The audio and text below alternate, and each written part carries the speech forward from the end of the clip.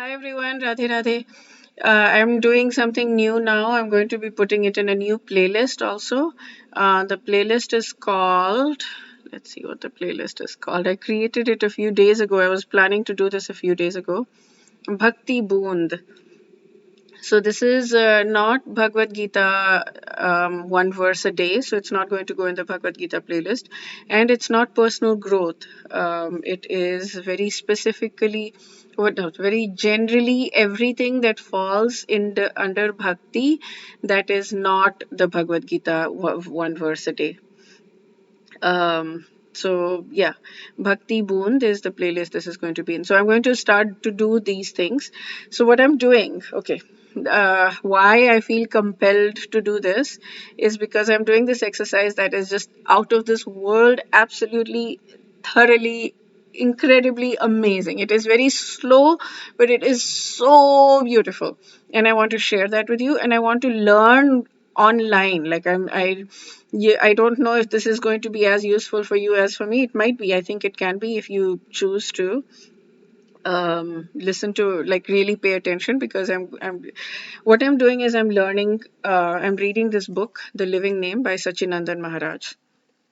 It is probably the best book I've ever read in my entire life. And I've not read the book fully. I'm reading. It's not a book you can just read. It's an experiential book. It is a book that helps you improve your chanting.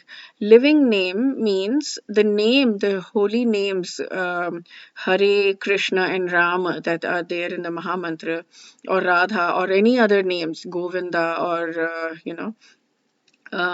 any names of the lords, Radha and Krishna, or when we say those names in Shikshashtaka, Mahaprabhu said, Tatrar Pita, like, sorry, Nam Nam Akari Bahuda, Nija Sarva Shaktis. Nam in your Akari, you have manifested Bahuda, many. In your many names, you have many, not all names. I point that was a point to note, not all names, but in your many names, you have manifested Nija Sarva Shaktis, your own personal, all of your personal Shaktis, in your many names, you have manifested. So, so all of these names, Hare, Krishna, Ram, Radha, Govinda, whatever, there's so many names of Radha and Krishna. They are non-different from the personality, from God Himself. Like Krishna is non-different from the name. Krishna is not different from. So my name, Deepika, is different from me. If somebody says, if I change my name, then that's okay. Then Deepika is no longer my name, then something else is my name, and that's fine. So my name is very different. But with Krishna, that's not true. Krishna is the same as his name. So the living name means that we are able to actually access Krishna through the name. It's living, it's alive. So when we say it right now, when I say Krishna, I'm saying it flat. Like I don't have that. The name is not pulsating with life. But when I am able to eventually, hopefully, whenever I'm able to access that, then or those people who are able to access that are able to feel the sameness that Krishna is non-different from his name. So then it becomes a living name. Right now it's called a shadow name, shadow of a name. When I'm saying it, it's the shadow of a name. So anyway, so the name of the book is The Living Name, where he's helping us chant in a better way so that we can access that, be alive, we can access the living name. And so I've been studying this for a few months. Like I borrowed this book from someone and I just completely fell in love and I had to return it. And it's expensive. It's $38 on Amazon. But I will highly recommend you buy it. It took me 1.5 months to buy it. And now I'm just so glad. It's one of the best investments ever, because and I'm going to tell you why. I mean, other than the fact, so it's a reference book. It's a book that you keep with you forever. Like, I mean, it's a book that you read often. You go through the pages often, and every time you go through the pages, you feel this amrit, you feel this nectar just seeping into you. And the quality, it's expensive because the quality of the paper is amazing. So what happens is, oh, I don't know what that is. What happens is that when you so he talks about aligning, he talks about a lot of things, but there are many verses that he talks about. So what I like to do is I like to read those verses while I'm chanting. And so you can say that you can buy the book or you can borrow the book and you can copy those verses somewhere else, copy them online somewhere, get a printout, laminate it, do all of that thing, and it'll be the same thing. You can read those verses. But no, I like having this particular book, first of all, because there's just so much. I just want to read all kinds of things over and over again.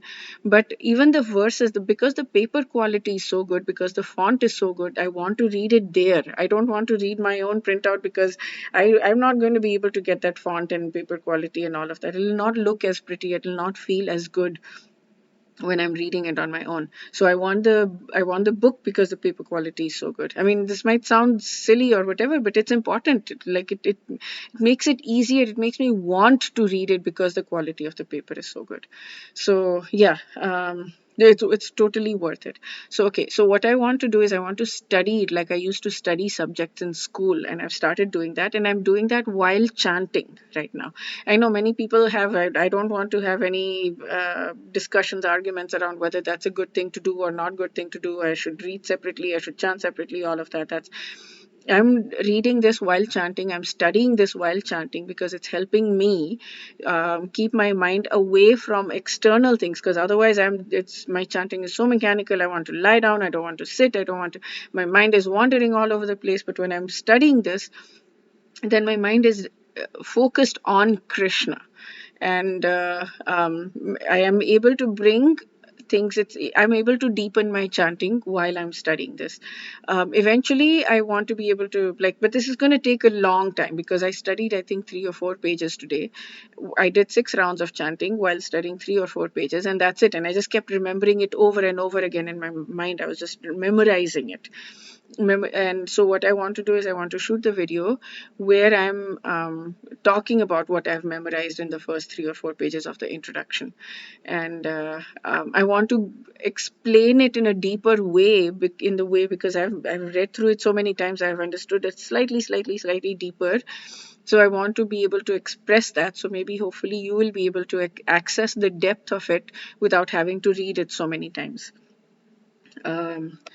So okay, so let me go with it. So before the oh my goodness, before the thing even starts, there are 2 poems that he talks about, and those I'll have to read. Of course, I don't remember the poems. So one of them is by Srila Rupa Goswami, quoted in Chaitanya Charitamrita, Antya 199. I'm going to read just the English version. I do not know how much nectar the 2 syllables Krishna have produced. When the holy name of Krishna is chanted, it appears to dance within the mouth. We then desire many, many mouths. When that name enters the holes of the ears, we then desire millions of ears. And when the holy name dances in the courtyard of the heart, it conquers the activities of the mind, and therefore all senses become inert. So I have found myself, I've read this so many times. I love this. I crazy love this. I found myself just saying, Krishna, Krishna, Krishna. Can I access it? Can I access? I'm accessing just the shadow, but I want so desperately to be able to access it. Like when the way he's saying it, when the 2 syllables Krishna have been produced, it appears to dance within the mouth. We then want many mouths, we want many ears. It conquers the activities of the mind. It dances in the courtyard of the heart. Krishna. I want to be able to feel that. I so want to be able to feel that. But reading this while chanting, reading this just helps me connect with Krishna more, because I'm like, Krishna, please, please, please help me feel this. Please help me feel this. Please help me feel your name. And then another poem, this is by Sachinanda Maharaj himself. When will I feel your name pulsating with life, like that young bird who once flew into my open palms? Okay, so I'm going to deepen this for you. My open palms are here. There's a bird that lands on my open palms, and I can feel, I don't know if anybody of you, I have felt it.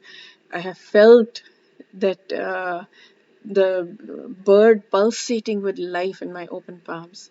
So when will I feel your name pulsating with life, like that bird that flew into my open palms? When will your name taste like cream, yogurt, and ice mixed together on my thirsty tongue, exhausted from the tastes of this world? It is so beautiful. Yes, yes. My tongue is exhausted. My body, my mind, my everything is exhausted from the taste of this world. I want to be able to feel your name. I want to be able to feel your love. I want to be able to feel your shelter. I want to be able to feel you. Please help me feel you. When will I stop offering you broken names because my love is still divided between you and the world? When I'm chanting, I'm giving broken names many times. Hare, especially, oh my goodness, when I'm saying the last Hare Hare, I'm like, Hare Hare. It's just going so Hare Hare. When will I stop offering you broken names? When will I? This is how it starts. This is how the book starts. It's just, you, from the very first moment, you just feel like you're transported into another world. Okay, then the introduction. Okay, so now I'm going to try. So there is three pages of is what I've learned. So I'm going to try to remember them, and then I'll look if I have to, but I'll try to remember them. Okay, so it starts off by why this book is necessary. He starts off by explaining that he's had up to 10 holy name retreats. Their holy name retreats have become very popular nowadays, and he's had up to 10 holy name retreats in a year, making airports his second home. Why?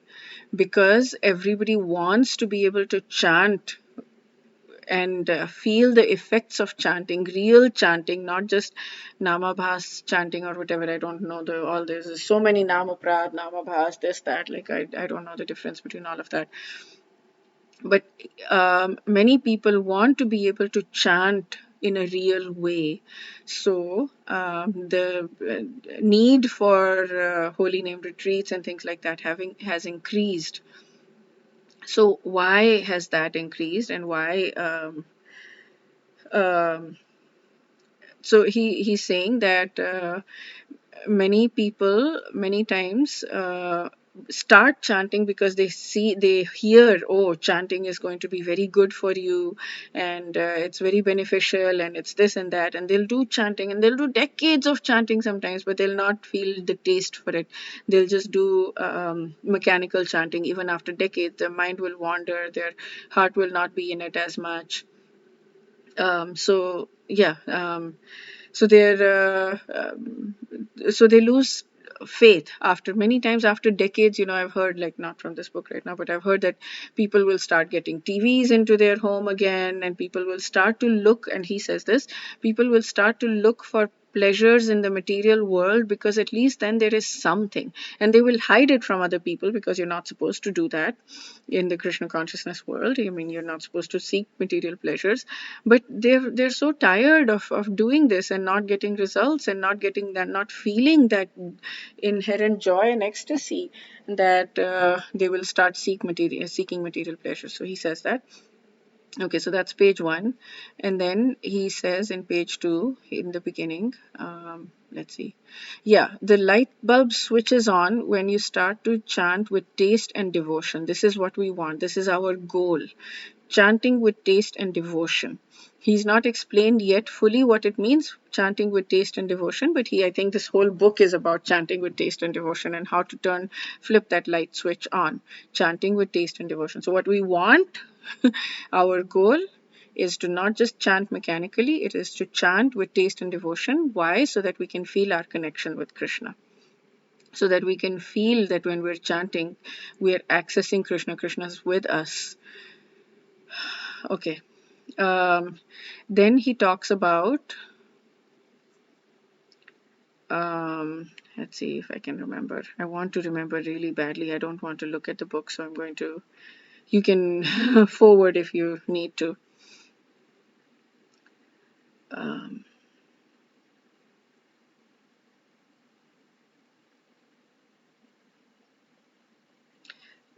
Yes. So we want to build our connection with Krishna through the chanting. So what we want is to chant.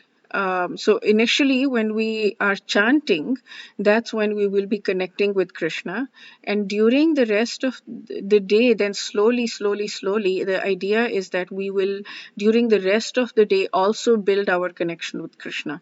And then Chaitanya Mahaprabhu says that we want to chant all day long while eating, sleeping, bathing, whatever. He gives some examples. We want to chant the Mahamantra all the time because we cannot stop. We don't want to stop, and we cannot stop because it gives us so much joy and so much nectar and so much amrit that we cannot stop it. So we are using this time of chanting, however many rounds you're doing in the beginning. You might be starting with just one time saying Hare Krishna, Krishna Krishna, Hare Hare, Hare Ram, Ram Ram, Hare Hare, just one time, and then increase to one round and increase eventually to 16 rounds or beyond, however much you want to do. But we do that, we chant so that we can increase our contact with Krishna, and then during chanting we're increasing our contact with Krishna and really feeling it, and then eventually we're doing it throughout the day, and that's what we want. And then he says Chaitanya Mahaprabhu calls chanting the Mahamantra as the param upay. It is the highest and most feasible means to attain the love of the personality of Godhead. It is the highest and most feasible means. This is the phrase he uses, highest and most feasible means to attain Krishna's love of Krishna, love for Krishna. Not love of Krishna we already have, love for Krishna is what we're looking for. So yeah, param upay is the chanting. And when we want the holy name to take us to the spiritual platform. Now this, the way he said it is so sweet. We want the holy name to take us to the spiritual platform. We are chanting because we want this name to take us to the spiritual platform, never to return. So once we attain the spiritual platform, we're never going to be returning. And how do we attain the spiritual platform? There are many ways. We want, through chanting, we want the holy name to take us there. The holy name, the living name, we want Krishna to take us there. By chanting, we're invoking Krishna. We're asking Krishna to be with us. We're calling out to Krishna. And we want Krishna to take us. We want the holy name, which is non-different from Krishna, to take us to the spiritual platform, never to return. And what does that mean? Being in the spiritual platform, there we become Shuddha, Buddha, and Mukta. Shuddha means pure, Buddha means awakened, Mukta means freed from Maya's illusions. Then we don't care about all of this stuff that we care about so much right now. We don't care about any of that anymore, because we've had higher taste. We've had higher taste of the love for Krishna, and the ecstasy and the joy that the love for Krishna gives us. Okay, then he starts the next section. Chanting with taste and devotion, examples. Then he gives two examples. One is Arjun and one is Prabhupada. Arjun, his name is Gudakesh because he's conquered sleep. What that means is that even in his sleep, he's just constantly chanting Krishna, Krishna, Krishna, Krishna, Krishna, Krishna, Krishna. As I'm saying Krishna, I want to hear that the nectar. When will I feel the nectar that these two syllables Krishna have, so that I want many mouths and many ears, and dances, the name Krishna dances in the courtyard of my heart. Yeah, but this is what Arjun is doing. He's saying Krishna, Krishna, Krishna, Krishna everywhere. He's called Gudakesh because of this. And then Prabhupada, Sachinandan Maharaj was saying his own experience that one day Prabhupada was sleeping, so he just jumped over some fence or some wall or something. He scaled the wall and he went into the balcony, and Prabhupada was facing him, so he saw him, he was watching him, and he could hear Prabhupada softly chanting the Mahamantra even in his sleep. And then Prabhupada suddenly opened his eyes and he said, "Your time is up." And he quickly left. Sachinandan Maharaj quickly left. But my goodness, that is so sweet. Oh my goodness, that is so sweet. So yeah, we want to be okay, so this is another thing. Our goal, what is our goal? We want the holy name to take us to the spiritual platform. We want to chant with taste and devotion, and we want to be able to chant non-stop all day long. We want to connect with Krishna all day long, so that we can't stop. Not just we don't want to stop, we can't stop. And we want to be even chanting in our sleep.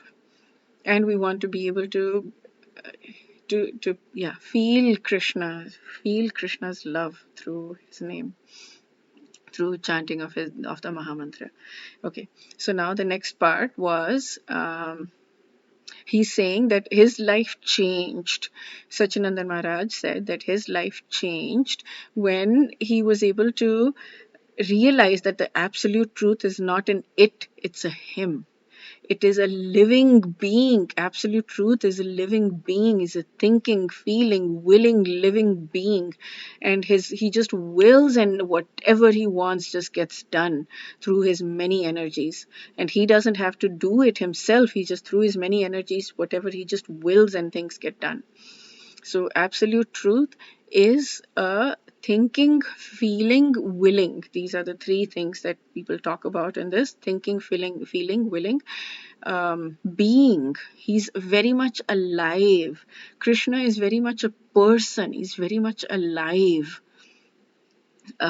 So that's when his everything changed for him, when he actually realized that, oh my goodness, how, when will I when will I realize, when will we realize that? Okay. And then the next section is um,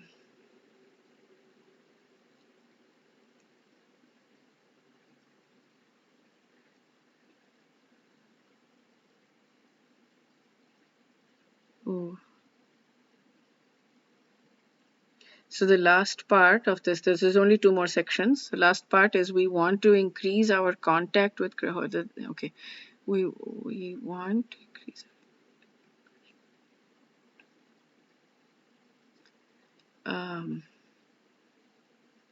So then the last part is when we want to increase our contact with Krishna, so that we then meet the living name. We meet the title personality of this book, the living name. We meet Krishna through his name, who is alive. We meet the aliveness of the name Krishna. Okay, that section, let me see if I can remember.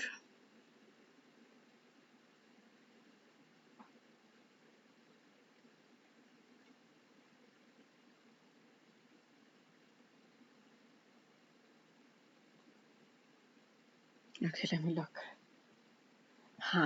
Ooh. Of all Krishna's energy, his biggest, most powerful energy is his Kripa Shakti, his mercy energy. So what he has done is he has so kindly, through his mercy, come onto earth. He has come onto earth as his name. He is now present. He might not be present in the way he was in Dwapar Yuga, in this physical roop, physical form, but he is present right now through his name. He is here through his name. It is not, it is a living thing. The name is a living thing. It's a living name. The name is alive. It is a spiritual thing. And he is present because he is so merciful. He is present on earth through his name. And so let us join all the sages in a full Aarti ceremony, he says, in welcoming Krishna on here onto earth, and in let us bow down to him and chant his names with affectionate respect. I love that phrase, affectionate respect. Let us bow down and chant his names with affectionate respect. And let us ask him, beg him to increase our attachment to him. Yeah, that is the phrase, that is the paragraph. Let us bow down and increase our attachment to him. Okay, that is this section. Then the next section I will do in the next video. But this is the first 3 pages of the introduction. Well, the first page with the poems, and then the 3 pages of the introduction. And then I think there are three more pages of the introduction, and then we'll do chapter 1. And there are, I think, 5 or 6 chapters. So this is going to be a very, very long process for me, because I'm really trying to memorize it. I'm trying to study it like I used to study things in school. I used to memorize my biology, especially biology lessons in school. I'm memorizing this as best as I can, because I believe I've memorized whenever I memorize verses, like I've memorized the Damodar Ashtakam and I memorized Shikshashtakam, and it really helps me because then I'm able to refer to it when I'm talking to people, which deepens my understanding of it. And when people mention it, of course, then I'm able to understand it better. But every time I recite it, I'm able to deepen my understanding. So every time I'm memorizing it, I'm thinking about it, I'm able to deepen it, and I'm able to deepen the flow of the book. Also, I'm able to deepen the understanding of the living name. And when I was chanting in the morning, while reading this, while memorizing this, while studying this, I was able to, for a moment, I was able to think, like when I'm chanting Hare Krishna, right, like right now, this name is not dead. This name is alive. This name is pulsating with life. Oh, holy name, please take me to the spiritual platform where my consciousness becomes Shuddha, Buddha, and Mukta. Oh, holy name, please take me, please help me chant with taste and devotion. Oh, holy name, you are alive. I want to feel your aliveness as I'm chanting Krishna. I want you to dance. I want this name to dance in the courtyard of my heart as I'm chanting Krishna. Hare Krishna, Hare Krishna, Krishna Krishna, Hare Hare, Hare Ram, Ram Ram, Hare Hare. You are so merciful, O God. O Krishna, you are so merciful that you have come on earth through your holy name. You have come on earth. You're here. We don't need to see your form like you were in Dwapar Yuga. You're actually here. You're so merciful that you're here, and we're not understanding that you're here through your holy name. You're actually here. Your holy name is you. You're here. As I'm saying your holy name, I'm not able to access you, but you are here. You are spiritual. The name is spiritual. He says in the next section, I'm just going to say it, that in 2.35 of Harinam Chintamani, Bhaktivinoda Thakur says there are only two spiritual things on this planet: our soul and the holy name. The holy name is there. It is a spiritual thing that is available on this planet. Okay. Wish you a day filled with spiritual growth. Radhe Radhe.